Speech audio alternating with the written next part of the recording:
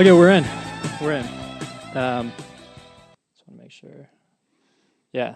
Okay. Why can't I hear myself? I can't hear myself either. What'd you do? What'd you do? I don't know. What'd you do? Maybe. How are the levels? There we go. How are we doing? What'd you do there? I did something. We're good now. Okay, so I'm running the audio here, so don't expect much from me. You guys can probably see we're not in the professional studio this week. Our schedules both have been crazy. I just got back from holiday vacation and then the Supernats the week before that. And crazy the rest of the week because, as all racers know, there is no real off-season. So I'm straight back to testing with my drivers, getting ready for next year. You're back to testing. Oh, yeah. Full development. All the real work gets done in the off-season. Right now. Yes. November. The development is in the off-season. Just November. Yeah. No December. That's like, I mean, you know, you're a football player. Yeah, dude. All the big gains are in the off-season, and you make small gains, marginal gains during the season, but the big gains are right now. Right now. It's got to be right now. It's got to be right now. And guess what I'm not doing? That. Seriously, like, there's a testing blackout for Indy Lights that started November 15th. Yeah. So this is a new rule. This is like, You're just sitting. screw the rookies. Oh, that's too bad. Yeah. It goes to January 15th. So, pretty much any time to get better is now lost. We're hitting the gym. We're hitting the gym. We're getting in shape. Hey, I'm racing. Are you racing? I'm back. I'm going down to Peru next week, and I'm racing in a Peruvian championship kart race. Were you just waiting to drop this on me on Yeah. the show? So I'm driving this weekend in a go-kart. Feel the ribs out. Feel racing? the neck out. You gonna race or just drive? Just drive. Get some Okay. laps in. Try to get all the reflexes back going because I know Right. that's going to be a problem. But yeah, so I'm looking forward to it. Going to Peru, do a little kart race. Why Peru? What's there? What do you got going? A buddy of ours invited me down for one of our retailers for minus 273. So I decided on the trip, might as well do a little racing. Right. So yeah, That's awesome. Kart Store Peru. So is this your time to get better or is this your time to shine? Oh, it's only getting better. You're always getting better, right? I think so. You can always get better. Well, you're either getting better or you're getting worse. Yeah, there is no. You can't stay stagnant in the sport or in anything, really. No, you really can't. So, episode 4, before we get too ahead of ourselves like normal. Right, like always. Episode 4. Episode 4, presented by... Well, hold on. So we were not able to get a hold of you guys on Thanksgiving, which we kind of took the week off. And my A-list... I said I was going to have an A-list guy in Vegas, and he fell through. So we're going to stop making... those claims. We're just going to... allegations like that. I'm just going to go through with it. We'll surprise people when we have... amazing content. A-list guys, we won't say that. And we won't say who it was going to be. Right, no, I'm not going to call that person out. Yeah. For future right. opportunities. So were they like nice about it? Yeah, they were nice. It was just scheduling, to be honest. It was more on my end of how busy I was in Vegas to be able to fit in their schedule because I wasn't expecting them to work with my schedule at all. So I couldn't fit in their schedule. And hey, it's okay. We'll have other opportunities as we grow. And sooner or later, everyone's wanting to come on our show. Yeah. What are you going to do? I mean, we're going to hype this thing up. And it's all about content here. So we're not trying to sell out or anything. But let's go ahead and do the sponsors of the show. Let's do that. So it's brought to you by onnit.com. ONNIT. What do we got here? We got a new mood going. So this wasn't a sellout plug at all. It just happened to be on my desk. Daily stress formula. So it's serotonin. 5-HTP, L-tryptophan. Does that help you when you stress out during the day trying to find money for your Indy Lights campaign? This is my off season. Pop one of those after a stressful phone call. Pop a Zanny. But it's just new mood. It's new mood. Yeah, so this is the move. That's the move there. So okay. Yeah, it is. This is to de-stressify. You're right. During the off season, you're pulling your hair out, and you got to wait, and then you get hyped because like, oh, all of a sudden, oh wait, no, you're wrong. Yeah, and it follows through. So there you go, on it. There you go. Alpha Brain, dude, I forgot to take Alpha Brain. And here's the problem with this: if you don't take Alpha Brain because you forgot, I can already tell you're stuttering over your words. It's this loop because you'll forget. you'll forget to take it. Yeah. And so you won't ever remember to take Alpha Brain, and you'll forget shit. And you get caught in this loop because you'll never remember to take. It's challenging. Yes. So Molecule Sports. Molecule Sports, keep it clean. This is your workout towel that we're using as a prop that you've used to work out quite a bit, and you keep it clean with Molecule Sports, and look how clean that thing still looks. Oh yeah, dude. I mean, bright white. You don't have to bleach, just clean it. And then minus 273 gloves. What do you got going there? Carding gloves. You know it. We don't need to keep going too in depth. Oh no, everything. Talk about it. No, it's good. So we're not going to do this every episode. It's not an infomercial. We're not. It's brought to you by minus 273. Man. The best carding gloves on the market. Well, I did hear that they make you World Championship driver. Is that correct? Yeah. I mean, 3 world champions this year wore them. Do you think it's down to the gloves? Yeah. No. Make the claim. Make the claim. Better feel, better fit, better grip, better Minus performance. Minus 273. So better everything. Yeah. Here's the thing. If you look good, you play good.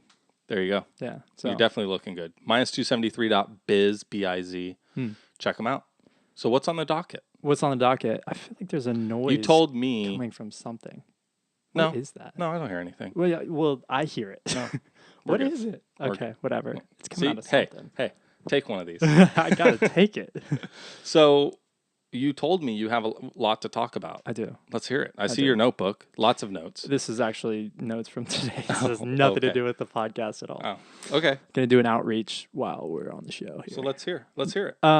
Yeah. So we'll dive right into it. First, you mentioned the last lap of the F2 race for concluding the season. What's your thoughts on that move there? Oh man, that was okay. First of all, I think it's racing. I mean, Charles went into the hairpin, gave him a little nudge, got him loose, but Albon had every opportunity to completely shut the door and give Charles no opportunity on the inside there, and he just consistently gave him that little bit of space to go 2 wheels off track limit, which is legal. What do you think about the bump though? I mean, bump and run NASCAR No. style. This is we're in America, man. Bump and run. Abu Dhabi. But this is the way I look at it. He didn't pass him because of the bump. He didn't come out of the corner next to him. You don't think it broke him loose at all? No, it did. You visually saw it did. Yeah. What I'm saying is it didn't. He didn't then pass Albon. Right. And Albon still had. I mean, Charles still had to work his way through. Right. Halfway down the straightaway, finally got next to him. I think. Look, I don't like contact, but I don't think there's anything wrong with it. You think? Last lap, last race of the season. You're not a fan. You didn't like the move. I mean, the thing is, he had nothing to lose. Championship. I mean, he already wrapped up the championship. It's the last lap in the F2 season. He wants to he wants to win a race. Right. Go out in style. Whereas Albon didn't win a race all year, had that thing. So, I mean, yeah, when you race, if you don't have anything to lose, you can, I guess, do stuff like that. But the thing is, he hit him in Formula cars, which doesn't happen often. You don't normally break a guy loose to get a run on him. You don't do that. Do you think he meant to do it? Do you think that he knew what he was doing? I mean, or do you think he just broke too late? I think he saw an opportunity to dive to the inside, and then he didn't realize how much Albon would cut him, just not even give him a chance. They couldn't even run too wide in the corner, and he probably thought he could make it go too wide. And so, yeah, it then quickly shut the door on him, and it was like, oh, I can't do anything now. We're going to hit. It's not like he wanted to hit him. But I don't know. It's a tricky corner to pass there. That's kind of like a standard deal that you're going to get chopped. Yeah. It's this huge 180-degree corner that's And the way they were taking that corner is they diamond it off quite a bit, right? They take that really aggressive late apex. Yes. There, it's not a constant arc through there like in Suzuka, the hairpin there. They tend to take a pretty constant arc through there. They don't diamond it off as much. That they were really making a sharp entry out of that. Right. Yeah. So whatever. You know, It is what it is. he had that thing wrapped up. At the same instance, he could do whatever he wants. I mean, he charged through the field like he was killing it. You know. I mean, I think he's going to be in the Sauber seat next year. Yeah. I mean, with the news today, was it today or yesterday? Alfa Romeo badging going on Sauber. Yeah. For sure, he's in the seat. Now, whether or not Giovinazzi gets the other seat, I think is up in the air. But with the Alfa Romeo badging going on, I think for sure that means one of the Ferrari drivers is 100% in that seat next year. Okay. No questions, in my opinion. Yeah, I mean, he's doing all the FP1s and testing and everything. They had a Pirelli tire test after. And I think he's done marginally better than what Giovinazzi's done so far. Did you see the results of Kubica's test? I didn't. I purposely didn't look so that you could tell me. So first day, quite a bit off the pace. He knew it. I would say quite a bit off the pace, but far enough where it was like, oh, that's kind of surprising. Yeah. But it was his first time in a 17 car. Yep. Which we talked about would be a challenge. So, and he mentioned that in one of the interviews, was just like, look, it's my first time in the car, first time at this track in that car. Like, yeah, it was a big step, and I was just taking my time. He knew he had day 2, so he wasn't trying to impress. Today, 7th, on pace, good speed. I mean, I can't remember the exact. Did he have a benchmark guy with teammate? Not today. Yesterday he had Stroll. Okay. Today he had. I think it was one of the Russian driver. I think it was not. Yeah, I think so. It wasn't. I know it wasn't Stroll. Gotcha. So, but he outpaced him by half a second, I think. Do you think a Markelov is paying to do that test with Williams? Yes, 100%. 100%. 100% paying. 100%. Yes. What do you think it costs? What's the bill? What are you being For invoiced by Williams to? I bet it's 10 million ish. Around that range. 10 million? Yeah. Yeah. So I think we've talked about it so lightly, I've noticed, like in past episodes. Like we're numb to it. The numbers that go into the sport. Oh, we're numb to it. We're numb to it. You have to be. But like, $10 million for a day. This is the worst investment ever. I get normal sponsorship. You can make those good investments if you work hard at it. But a test? So what are you doing there? So this is pretty interesting. It's on same subject, a little different. So over Christmas I had Thanksgiving dinner with someone a family friend that was at our dinner. And he's heavily in charge and involved with a big NASCAR sponsorship. And I asked him just shooting ideas off each other of kind of, because of one of the drivers I'm working with at putting into cars next year, and just the value he saw in motorsports as a decision maker with a big corporate sponsor, right? So is he on the corporate sponsor He's the side? corporate sponsor side. He's not on the racing side. Right. And they're new to sponsorship in motorsports. It's their second year. Next year will be their third year. They're going to do one more year. So they stayed? I think the contract was that long. Yeah. So, but yes, they're in it for another year. But I asked him, I go, what do you feel was the biggest benefit to you guys? And he said it's difficult because there is no real, they don't have a metric so much for that. Right? And he goes, it definitely, in their circumstance, has not paid for itself. He goes, it's great that we get to bring clients down to the races, maybe talk business a little bit, but it's mainly entertainment. And he's like, and it's branding. It's a straight branding. Brand awareness type deal. Oh, that's all it is. Brand association. Yep, that's all it is. Really? He said, I'm like, well, what about B2B? And I know not much B2C for you guys, but he's, no, not really. Wow. He goes, we're doing it for some other reasons. So one of our partners asked us to be involved. One of their biggest clients asked them to be involved. And, it's, he doesn't know how, after this contract's done, if they're going to continue to do it. Do you think that it's maybe he's being like liberal in the way he's going to, talking about it, but do you think it's to keep that customer?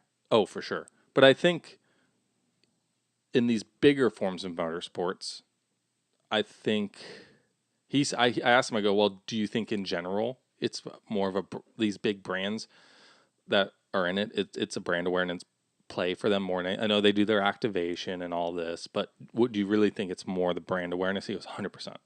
That's what it's all about. He goes, he's like, the amount of money I don't know how we would ever justify it. He goes, okay, maybe it's worth it if you are lucky enough to sign in some amazing B2B deal, or the B2B deal was in place and that's where the sponsorship came from, right? Like say they did a deal beforehand with another company, and part of that deal, that B2B deal, was you are going to sponsor this race car, then it maybe made sense, right? Right. Because there is some ROI in that. You've made a deal that either saved cost or brought in revenue. A portion of that revenue is going to go to the sponsorship, but you're still net positive, right? Yeah. Where when you just go in and you're giving this team money and branding. You're talking, he's like, it's branding. Which there's no way of tracking that number. There's no way of tracking the number, but what I really relate it to, because we talk so much about the junior formula stuff, right? Just because that's what you're in, and that's what some of the drivers I work with are starting to get into. It's when you start to realize that, it just makes it more real when you talk to these sponsors about bringing them into motorsports and being honest with them. Right. You know, like understanding that we've talked about this at length, and I won't go too deep into it again, but just understanding that, yeah, like don't fool them with some ROI, because you probably only keep them for 1 year and then they're done. So if you want to keep them long term, be upfront with them early on and build a relationship with them, and hopefully they can find their value in it. Right. You know? Right. Yeah, but that was interesting. I thought it would have been different than what it was. His answer, I thought, would have been a little bit different. Like they were cultivating some business. Somehow. Yeah. Yeah. I wonder if it's simply like the activation that doesn't make sense to do it for whatever reason. You know? Yeah. I just wonder. I mean, if it was so successful, I think, well, I mean, it's hard. It's hard to say, because you're like, how successful is it really for some of these big brands that kept in NASCAR, and it's 100% NASCAR's in trouble and they're losing TV viewership, they're losing fan attendance, but some of these big brands are just sticking in there. And it's like, is it just part of their big marketing budget where it's just like, yeah, it's 20 million. Yeah, we got to do NASCAR, right? I mean, we have $100 million marketing budget, if not more. Right. And 10 million of it just goes to NASCAR every year. Who knows? And so it was talking about NASCAR, right? That's specifically NASCAR. Like the top Monster level. Cup. Yep. Monster Energy Cup, whatever. Yeah, that's interesting. I would think it would be more in depth. I feel like with IndyCar, they're finding value like in B2B or something. I would say so. There's not enough people that go to some of those races to really, and I've been to a lot of those races where the activation happens, and it's like there's no activation. If you think that's how you be successful with activation, it's that's tread lightly there, buddy. It's not gonna work. Sorry. No, I'm kidding. I mean, the great thing is I have a completely different. I know you do. Program, but yes, if I was solely focused on like the viewership of IndyCar on a just fundamentally branding basis, you'd be out to lunch. You'd be out to lunch. People do. I mean, if you want to really dive deep into this, when you look at it from the sponsorship aspect of these companies and the way social media is working, why wouldn't you just go to some influencer on YouTube that has their own YouTube channel that gets constantly 500,000 to 1 million engaged viewers that follow them religiously, right? Why would you not sponsor in that realm? I mean, I understand motorsports is a completely different thing if you're trying to get in that market with that target audience. I understand that. But if you're really looking for that engagement, why wouldn't you just go that route? Yeah, it depends on the company, right? Yeah. Like if they don't have any correlation with racing, then they should just go to an influencer, you know? Because like the thing you get with racing and those types of fans is it's a passionate crowd. Right. And they're targeted to, I mean, hopefully you sell tires, you know, or batteries or spark plugs. You find it, know, an engine or here or there, some Honda deal. You know what? It is what it is. Yeah, I mean, I just think the whole thing is shifting. It is. It is shifting. Yeah, and TV too. There's so many different aspects to it.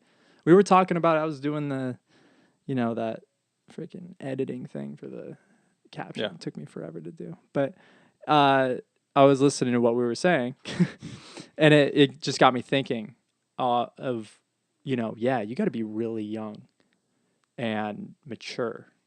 Yeah. And pretty much like learn by failing a bunch of times. Oh yeah, that's with any industry. Some of the biggest learning opportunities you have are from failures, right? Which is a natural segue because I want to talk about learning. Let's hear it.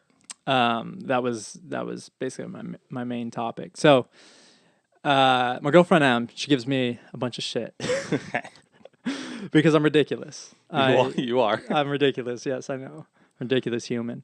But I got on a like a self-improvement kick for a little bit, and there's different aspects to it. You can do breathing, you can do meditation, you can read, you can read a lot. You read a lot of things. Yeah.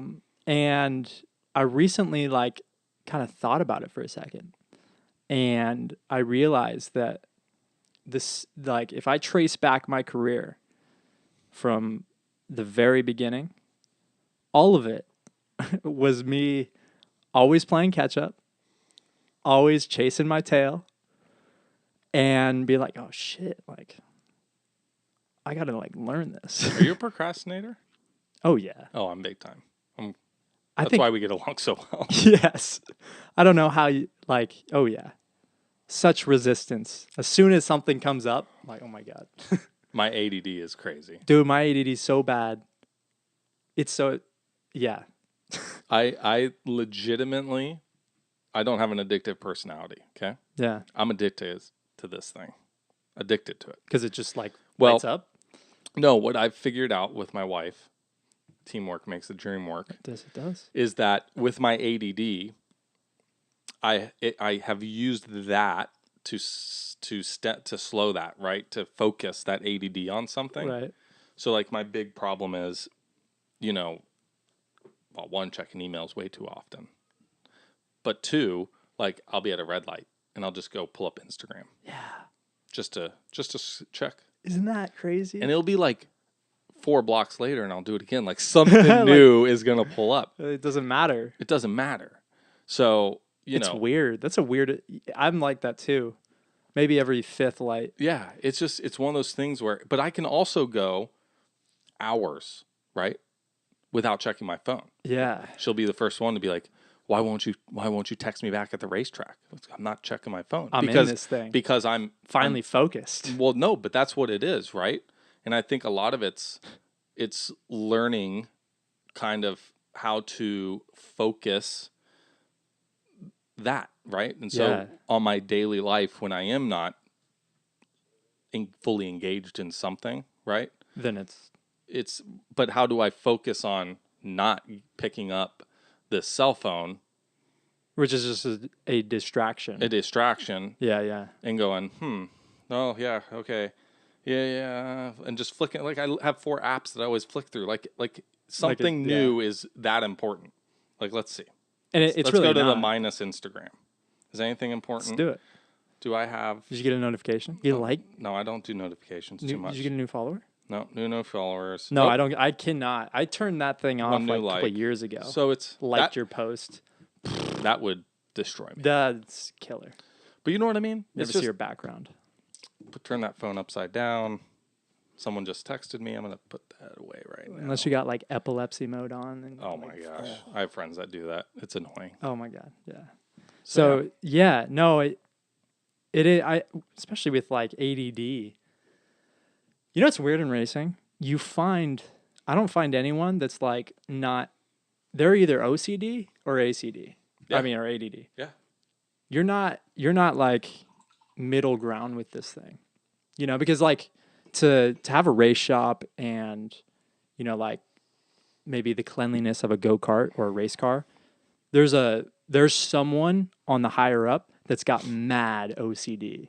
That's they see a speck of something and it's yeah. You know, like when That's the car comes in. That's the way I am with a lot of the stuff with the kart. Well, mainly with the karting stuff because that's what I'm most involved in right now. Is when I have people that work with me or like mechanics, like I expect everything to be done a certain way and at a certain level. Yeah. And when it's not, it like just Eats. And I'm not OCD at all. Like I'm not I'm a clean person. I'm not like I'm not super organized. Like OCD. Yeah. But man, there's certain things about that I'm just like, if it's not done this way, it just bugs me. Well, the thing is too, like with ADD is I try to, like if you noticed, if you came into studio today and it was at a certain level of cleanliness. Yes. And obviously it's not perfect at all. I mean, it's better than mine. But like if I just had all of the clothes, like, because I just stacked them on my bed. Right. If I had them just all scattered up, I could not like focus on anything. Right. Because it's like, I don't know, these little distractions everywhere, it crushes me. Yeah. So yeah, I think in racing it spills over. And what's great about racing is it totally enamors you. There's nothing else to think about. There's nothing else to be distracted by because you're in it. Like you're there. So what's your feel of this? Because I look at this two different ways. And I think it's an individual thing. Do you, when you're at a race weekend and you're in between sessions, are you on your phone much? No. Is there a reason for that? Or are you just not normally on your phone much? Or do you not do it for a specific reason because you want to stay focused on the weekend? It's easy to stay focused on the weekend when I'm there.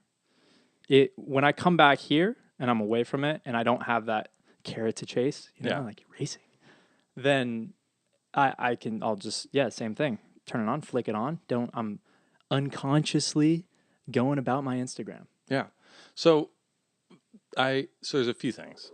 The first thing is I have a lot of teams that I have drivers that work with and I was one way. I've thought one way and I still kind of think that way, but I have teams that think, okay, when a driver comes to the track, phone needs to be put away. They need to be 100% in this all day. Just engrossed in it. Yeah. Parents are like, I need to take the phone away. No phone for the whole day. So I had one driver that's a little bit more developed, and we had that for a little bit.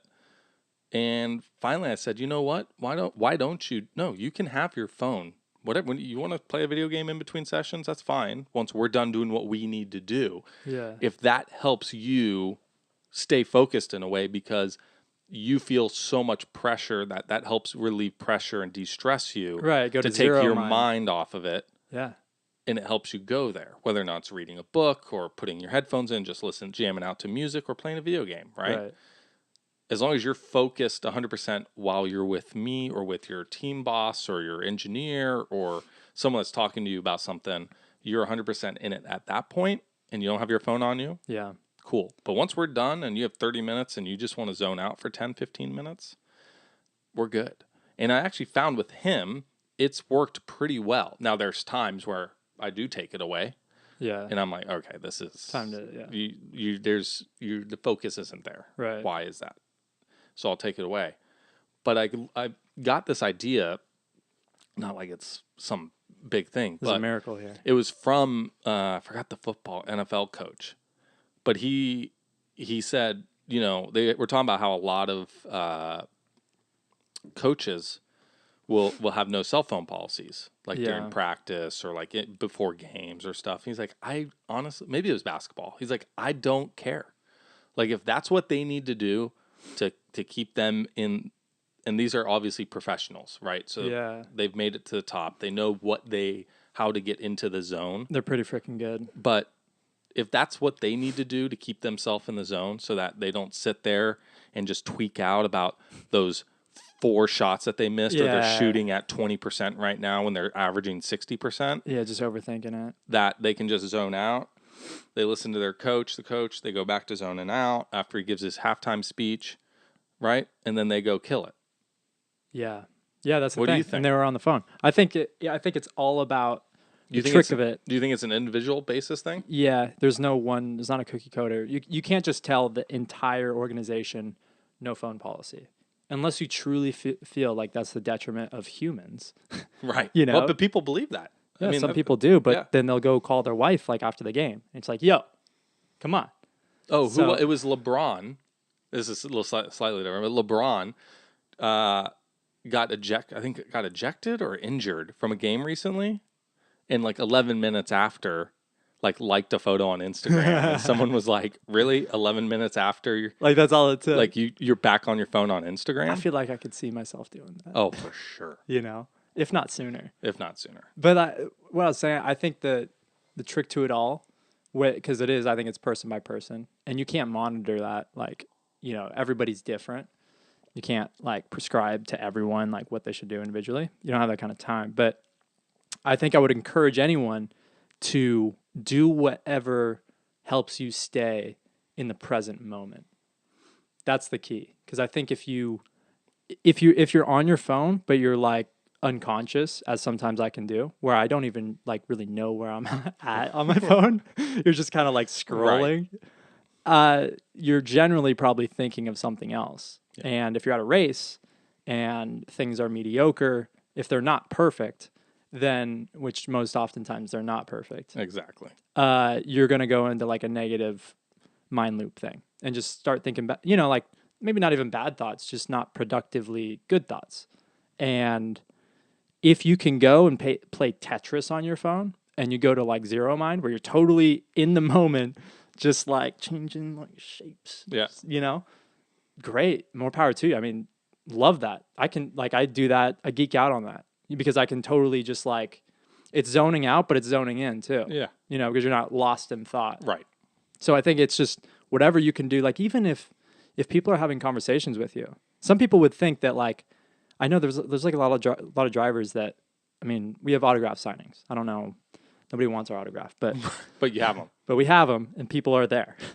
And there's some drivers that just really don't want to be there, like because they think it's taking away from. I've never gotten that. Yeah, it's like they're being pulled away from like their ultimate desire, and like this is detracting from them winning. Are you talking about more professional drivers or guys all, in the all junior? of them. All of them. Yeah, I know personally. Like I've seen them, you know, like in the juniors, and I would imagine some of those guys get up to to the professional ranks of IndyCar and all that.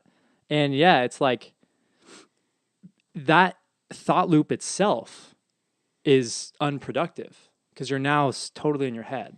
Right. You know, instead of just, I think getting lost in a conversation and totally being like a podcast. What's great about podcasting is that for an hour or two or whatever it is, we always go over an hour, but if we were able to say whatever it is, we're lost in conversation for that amount of time. Oh, yeah. You know, and we're not texting at all, ever. We never text. Not once. We haven't ever done it, you know? And speak for yourself. Yeah. No, totally. And you know, I think that's important because we don't get that often. Mm-hmm. But like we're totally lost in conversation. We don't even have time to get lost in thought, right? Which is, and as soon as if it starts happening, we just, oh, wait, I got to like address this person right now. Right. You know, and there's something great about that. So even at a race, if you're talking with your engineer and then you're talking with a fan and then you're talking with your coach and you're talking with your teammate, that's all productive because it's keeping you in the moment rather than just spiraling off. Yeah. I think you hit it straight on.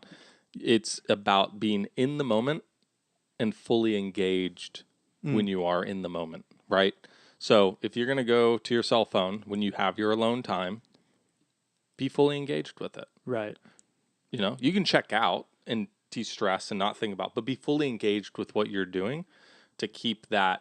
And that's why I almost think the video game stuff isn't too bad. Yeah. If a driver wants to go play a video game, you know, takes up time and you're in it. You're in it. You're engaged. You're not thinking or stressing about what's about to happen. Yeah. And potentially exercising that competition muscle in your body, you know, which is always good. I think as you get older, there's not as many opportunities to be competitive. No, and I actually can tell the longer I've been away from a competitive kind of life or lifestyle, right? That, I get the itch where I'm just like, I find myself being competitive in things that I should not be competitive in because I want that as as as a former athlete, but that's just ingrained in me. Like I talk to my drivers, and I always wonder this with drivers that are coming up. Like, what are you naturally a competitive person? Like, do you hate losing? It doesn't matter what it is. I mean, if we go play a turkey, football game, Oh, it's game on. If you and I go play basketball, which I'm horrible at and you're good at, dunking over you. I still hate it. I know I suck, right? Like, I know that I'm not good. That's how I am with tennis. I hate in the moment that I just am getting beat. Yeah. It kills me. It's like, I got to learn this right now. Oh, yeah. So tying it, so like this all came up with learning, right? It's talking about learning. That was like my racing career was predicated on learning. I didn't come from my dad did a little bit of karting, didn't, wasn't in professional ranks at all. And not at the level pretty quickly, like within a couple of years, never raced at the level I was at. And so it was all me and him. Oh, yeah. Like there was no tuner, no mechanic, no team. You and I were the same. We went I know I'm older that same than you, route. but the same route. My dad did vintage race cars for hobby. Right. Didn't race that much. He actually we had 2 vintage race cars at different times, but he probably did maybe 6, 7, 8 races over the course of 6, 7, 8 years or something like that. Long story. Won't get into it. Maybe another time. But we had to learn together from the beginning. When he bought a go-kart, we had never seen we went to a go-kart like 2 or 3 times. That was like our first time going to a go-kart track.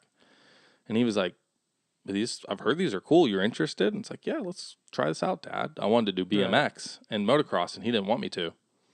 So we got into karting. For injury stuff? Yes. And, we had to learn together about what did what, asking other people, right? Yeah. Like learning on the fly, learning from those mistakes and going, ooh, okay, well, that didn't work. Maybe the opposite works. Right. Right? I had to learn on the driving aspect, right? Doing the fundamentals.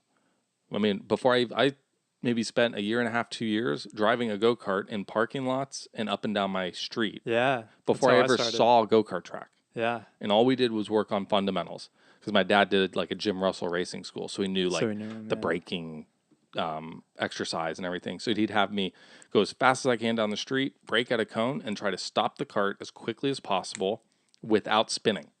Yeah. And if I spun out, whatever, just go back. Try it again. Whatever. You're not on a track. If I didn't spin out, he'd place a cone there where I stopped the cart, beat it. Better, yeah. And I did the same thing. I think, and I do this with my drivers, is we forget about the fundamentals so much. Yeah. That is where some of the biggest learning can happen. Like that's what I focus on the off season so much is just about the fundamentals. Yeah. Because it's like I still learn about the fundamentals, maybe advanced fundamentals. Yeah, but I mean, when driving a different car, right? I don't spend much time in 4-wheel drive cars. When I have to drive a 4-wheel drive car fast, I'm still learning on the fly of how I can adapt my driving style to fit this car better to get the most performance out of it. And I think these younger drivers have trouble learning more on the fly and taking that information and processing without it a computer, without taking a break. Yep. Your break is that straightaway or that, depending on what you're doing, 40 seconds on a go-kart, 50 seconds, that 1.5, 2 minutes in a race car to go back to that corner that you're struggling with. Yeah.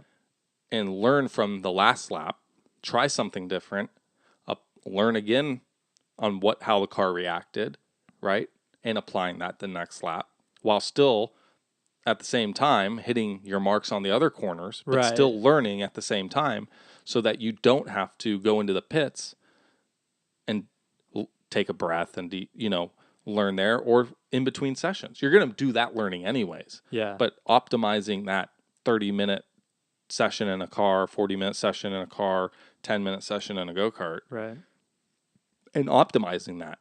Because I think that's where you see a lot of young drivers struggle, and the drivers that you see excel, especially in the younger ranks, is learning quicker in the moment. Adaptation. Because you talk, all the Formula One drivers, I know they exaggerate maybe a little bit, but they say 2 to 3 laps, and I have a course pretty much dialed within a certain range.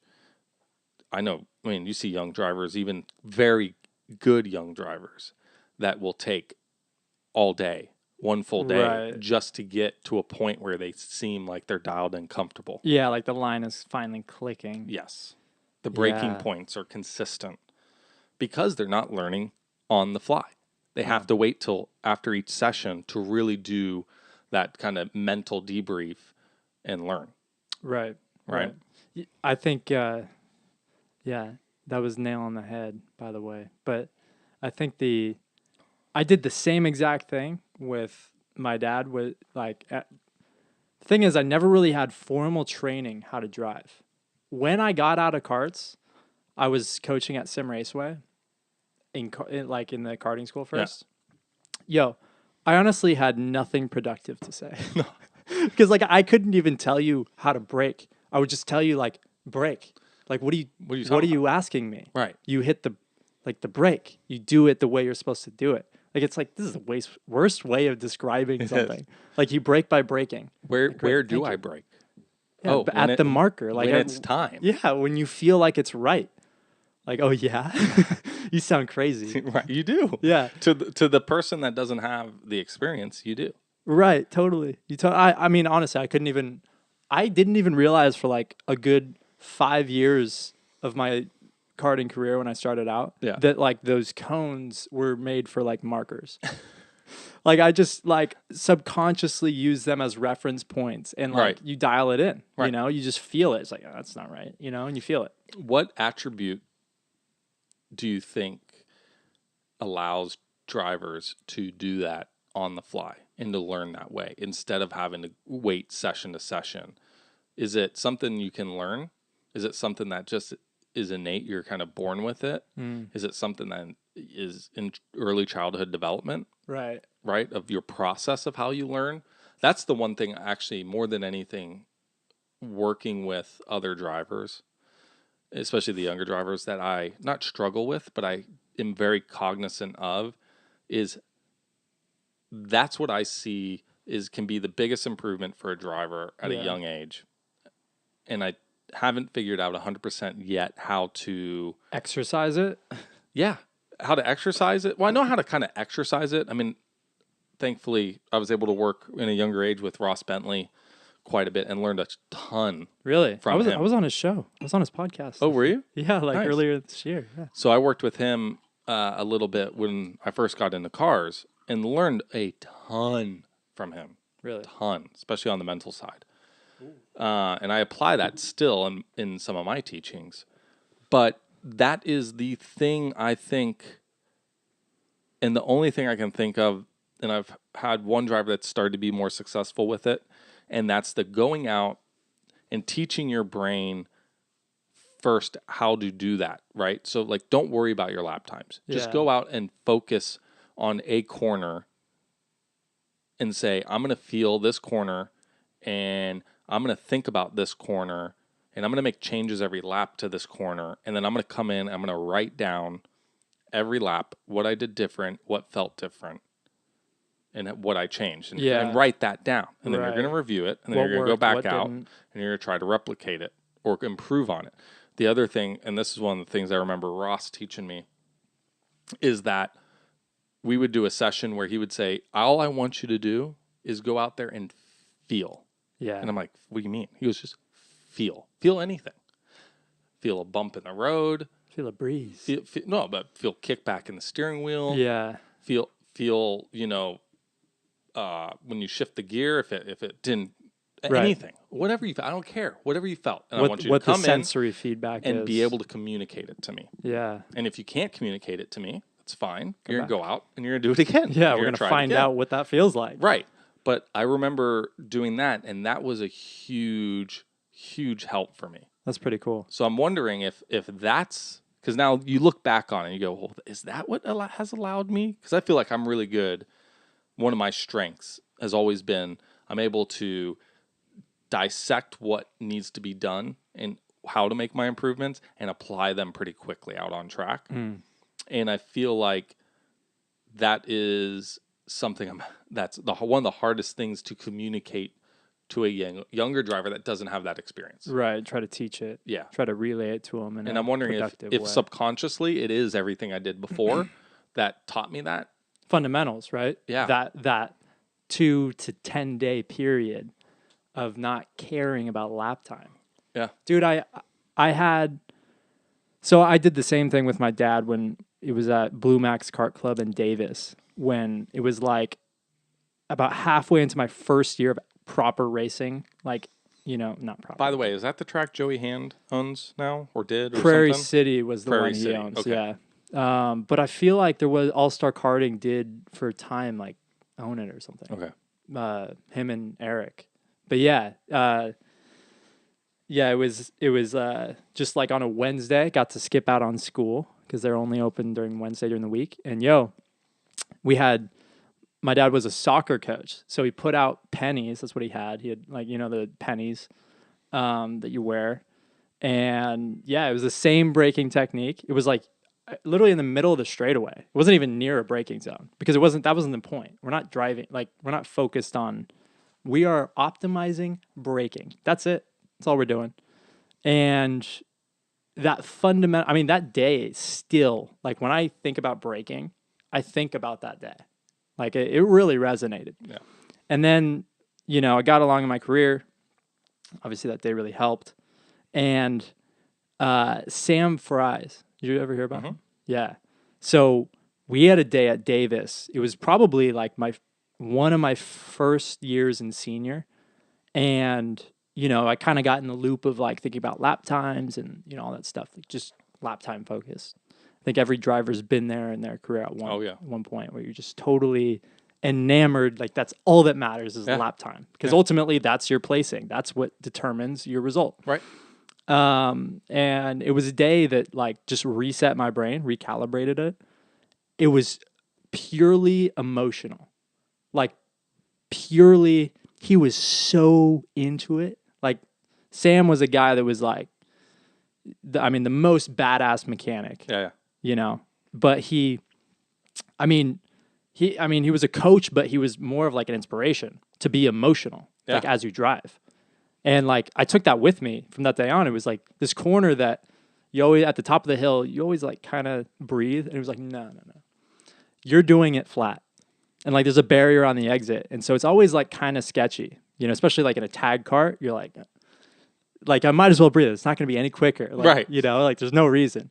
And it was simply about the process of here's where you're at right now. Here's why you always have to breathe there.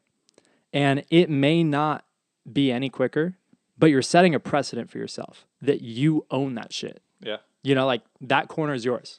You will be better than it. And seriously, it took the whole day. It was like time after time after time. It was before they extended the exit. Because I'm sure everybody's out there like, yo, it's not even hard to do it flat. It's not hard, bro. It How was that difficult for you? Yeah, like we take that flat in a Honda now. You little bitch. Yeah, I know. So it was like, okay, it wasn't extended. And Sam was the homie. He was literally standing on the exit of the corner every freaking lap. Like, just like, get it. Like, I swear he was on the track at one point. Like, if I would have exited too wide, I would have hit Sam. Hit me. I dare you. He was so into it. So yeah, that was like, that was like, it totally taught me, okay. Because you would have to like, he would yell, like it was like, yeah, you completely underperformed that session. At what age did you realize that your lap time was just a result of you doing everything else correct? That your lap time, it doesn't, there's the only way you get to a certain lap time is if you do everything else before it, and it's a process that you can't just focus on that and wonder, why am I this far off? You have to think about it, obviously, but like the focusing on, well, this person's turning this lap time. Like right. I always like to communicate, well, maybe your cart and your engine and you right now are only capable of a 46 flat. Yep. I don't care if there's someone out there turning a 45.4 We will figure out how to get to that 45.4, but you're only turning a 46.3 right now. So that 3%, right? Or that 0.3 of a second that to get to what is optimal with the cart because of your theoretical, your rolling lap, whatever, right? How do we get there first, right? Because that's just a result of you fixing everything else, right? Yeah. You can't help the handling of the cart on the track, right? You can't, or car. There's small adjustments in some race cars that you can make to help. But in general, that's only going to help you maybe a tenth. You're talking about in carts? Yeah, in cars, right? Some of the small changes you can make, right? As the tires go off longer in a race or something, right? It help the balance of the car.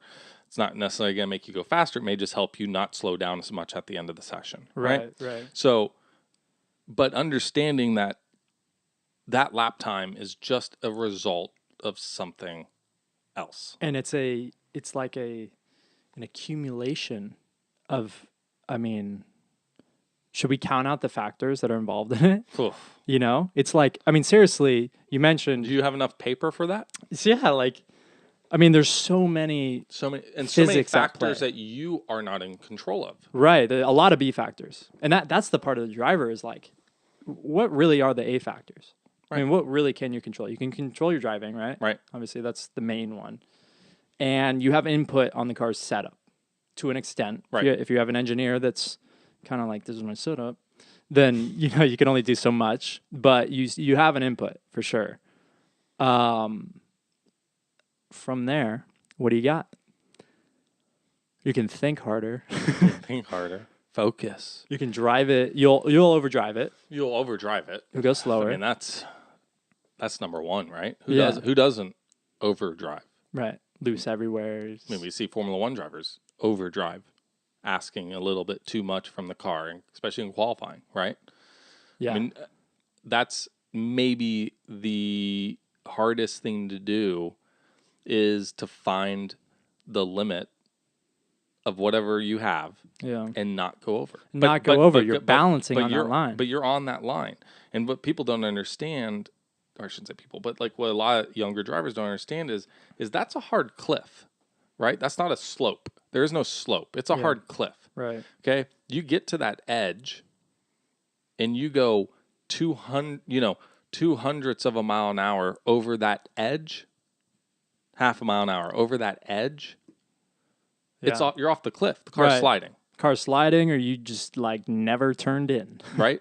So understanding that sometimes that learning that marginal little, no, you're not braking 10 feet earlier. You need to brake a foot earlier. Yeah. And then maybe it's the release process. Probably is. So that, right? Because normally you start driving harder. Yeah. You start braking later. Especially when you see your lap time. You start holding the brake longer because you start braking too late. Yeah. I think it was Dario Franchitti. It was like last year. One of his last years in car racing. He said one of the biggest differences that he thinks makes him so good is his ability to get off the brake that much earlier than anyone else. Efficiently, right? So he's not saying, I don't trail the brake. Right? Don't take it as he doesn't trail the brake. Oh, this is a good transition. But it's about, okay, when I do trail the brake, I can get off the brake a tenth of a second before that guy does. Right. Well, that tenth of a second allows me to carry half a mile an hour more through the corner to get my platform where it needs to be, right?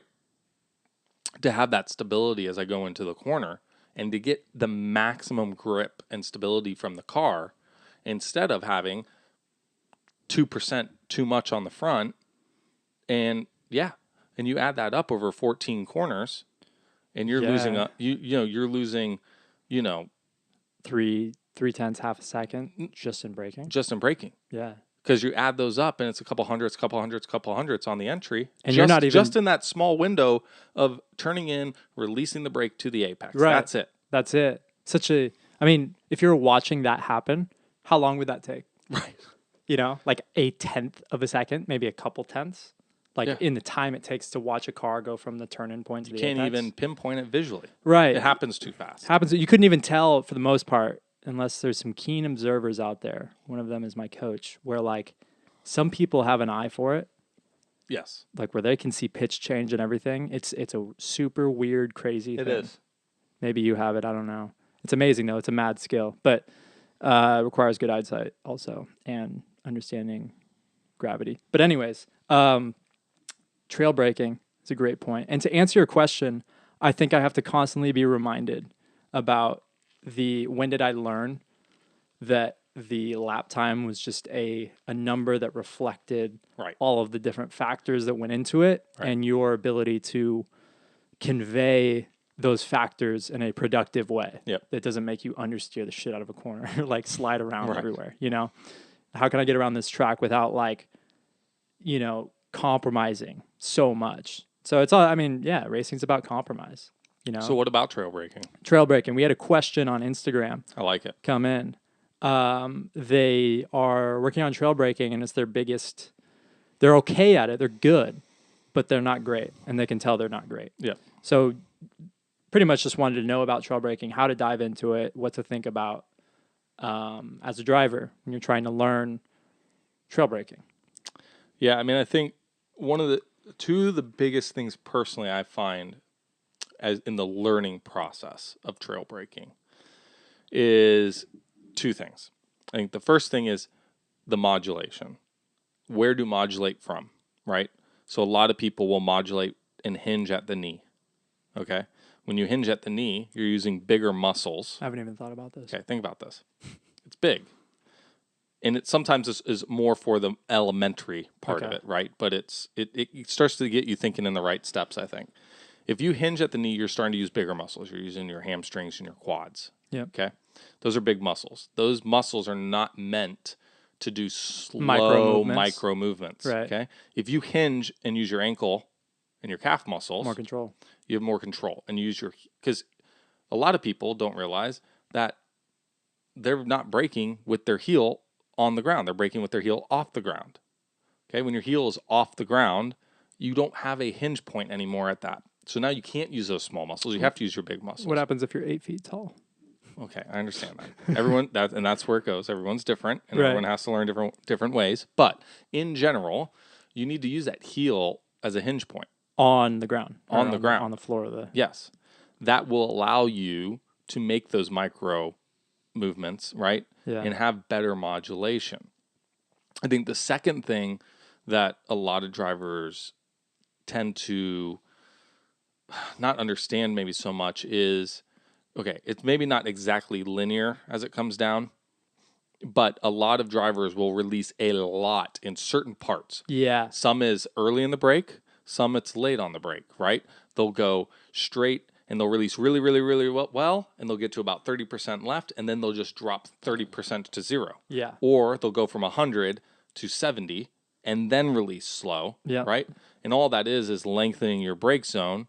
And depending on what part you are, you may be locking up early in the brake zone or locking up late because you are holding that pressure too long, because subconsciously you do know you're going too fast in the corner and you need to hold the brake longer. And plus, if you have those different areas, which is, I mean, pretty common, if you find a guy that's trail braking perfectly, he's pretty good. He's probably in Formula One. Yeah. I mean, like it's a process that takes time and it's never really perfected. I think it's the biggest, it's the number one determinant between a great driver and a very good driver. Yeah, and a great good driver. Yeah, I really agree. do. I think so too. I think the conversation about braking And that's separates just lap drivers. time.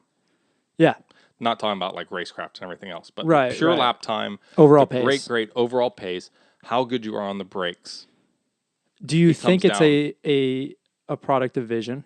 A lot of people. Huge. And the thing that's Huge. hard about vision is you can't go in someone's brain and legitimately point out when they ever fixated on a point. You can look at them and try to see like when they do, but that's like basic stuff. Now they have with the sim. Yeah. We go back to Sims a little bit. We've talked about Sims. It does help. Before. They have technology now where they can see The eye tracker. The eye tracker. It's a little bit off. I've used it before. It's not exact. Where'd you go? Can't remember the place. iZone has a pretty good one. And it's been a while, so the technology is probably better. I will say that. But yes, for sure, if you target fixate at all for a lengthy period of time, you are definitely going to hold pressure too long, most likely. Yep. And if you are at a newer track, that trend will be amplified.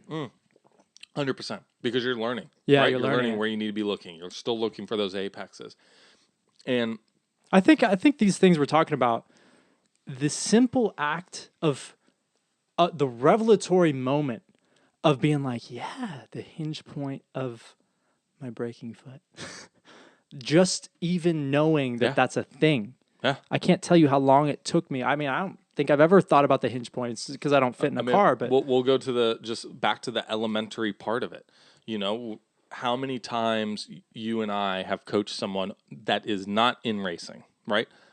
Coached just because they want to go drive a race car fast or go drive a street car fast, right? And we've done some coaching there, and seen them as we start to work on trail braking, how they literally go no foot on the ground, no heel on the ground, straight, and then just big release of the brake, right?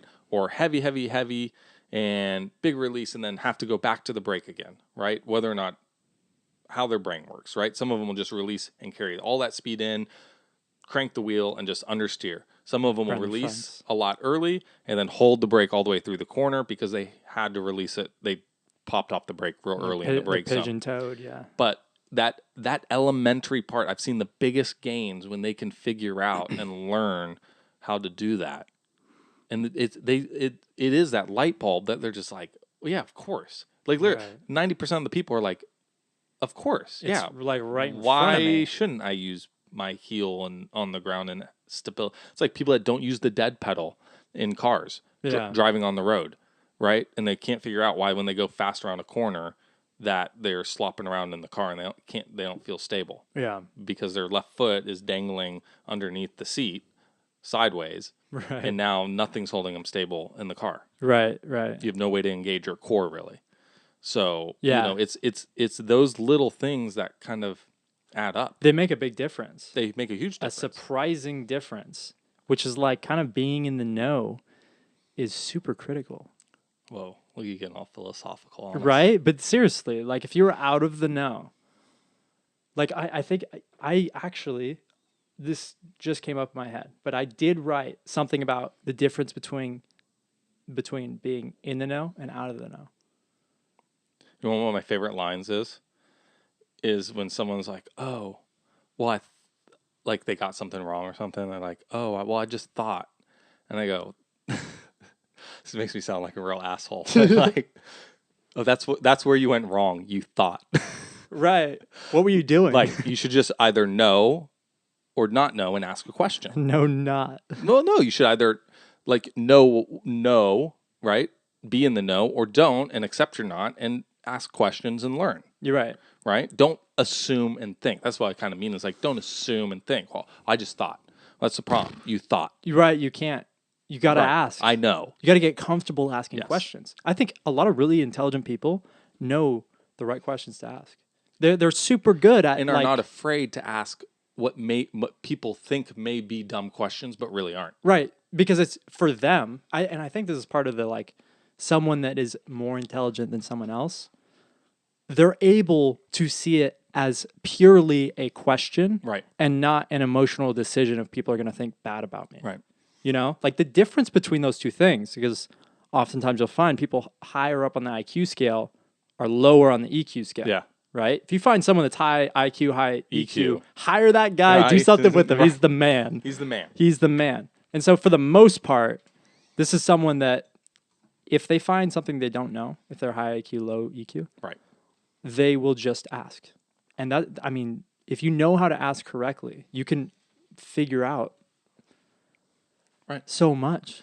And that's a great advice to drivers, young, experienced, not like, why not ask someone for what's the worst that's going to happen if you have a teammate that's a little bit faster than you? And I don't care if you're in the junior formula rank or if you're a professional sports car driver, and ask them, be like, man, like, what are you doing here? Right. I do that. I did that this year. But I think a lot of people are afraid ego to do that. It's the ego. They got to check it out. I have drivers in karting that are like, I'm like, just go ask your teammate. Like, what's he doing? I'm not driving out there. I can only give you so much as a coach. Yeah. You have another resource to you. Use all your resources of a driver that's faster than you. You feel like it's in one part of the track. Ask him what he's doing. He may not tell you. Or go watch. But most likely, if he's your teammate, he's not going to lie to you. The problem is that... And he's going to respect that you even asked the question. Right, because that shows a sign of, like, you respect him. Yeah. And so he's like, yeah, I guess... Oh, yeah, man. Yeah, I use that curb a lot. Oh, yeah, I make sure I hit the front end of the curb. Or There was only a few times this year where I was... Because I helped someone on my team with a number of different... they were very new to the car. And definitely at the beginning of the process. I think a teammate relationship is really critical. Yeah. And if you can't ask questions between the two people... Okay, so we're back.